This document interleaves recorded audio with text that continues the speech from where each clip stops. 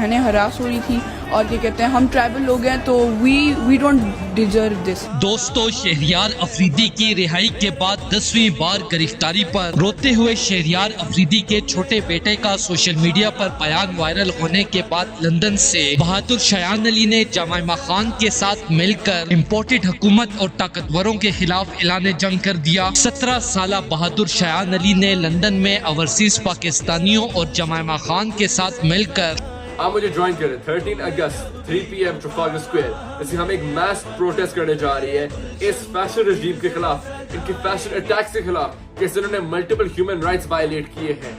ہم ڈیمانڈ کریں گے کہ پاکستانیوں کو حقیقی آزادی دی جائے، پاکستانیوں کو ایک اپرچونٹی دی جائے کہ وہ ایک پبلک مینڈیٹڈ بیک گورنمنٹ کو الیکٹ کر سکے، فری اینڈ فیئر الیکشن دیں تاکہ پاکستان میں پولیٹیکل اسٹیبلٹی ہوئے، پاکستان میں جو ہیومن رائٹس ہے وہ پروٹیکٹ کیے جائے۔ اسے بھی بہت پاکستان میں ہیومن رائٹس ہے جو وائلیٹ ہو رہی ہے۔